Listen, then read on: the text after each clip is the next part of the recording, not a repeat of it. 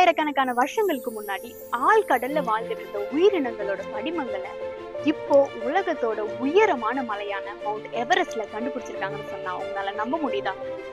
சுமார் 200ல இருந்து 250 மில்லியன் வருஷங்களுக்கு முன்னாடி இப்போ இந்தியா இருக்கிற இந்தியன் பிளேட்டுக்கும் யுரேஷியன் பிளேட்டுக்கும் நடுவுல ஒரு பெரிய கடல் ஒன்று இருந்தது. அதோட பேரு தான் தெத்திஸ் ஓஷன். அந்த கடல்ல கோரல்ஸ், ஷெல்ஸ், அமனைட்ஸ் போன்ற பல கடல் வாழ் உயிரினங்கள் வாழ்ந்துட்டு இருந்துச்சு. அப்புறம் சுமார் 120ல இருந்து 130 மில்லியன் வருஷத்துக்கு முன்னாடி இந்தியன் பிளேட் நார்த் பக்கம் நகர ஆரம்பிச்சது.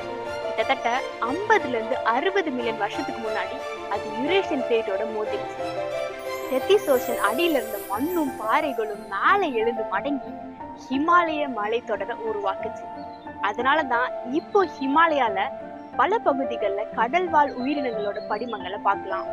இன்னும் ஒரு ஆச்சரியம் என்னன்னா, இந்தியன் பிளேட் இன்னைக்கும் வருஷத்துக்கு 5 சென்டிமீட்டர் நார்த் பக்கம் நகருது. அதனாலதான் ஹிமாலயா சில மில்லிமீட்டர் உயர்ந்துட்டு இருக்கு. அதே காரணத்தினாலதான் அங்க அடிக்கடி எர்த் ரிக்ஸும் நடக்குது. ஒரு காலத்துல கடலுக்கு அடியில இருந்த ஒரு இடம் இன்னைக்கு பூமியோட மிக உயரமான மலையா இருக்கு.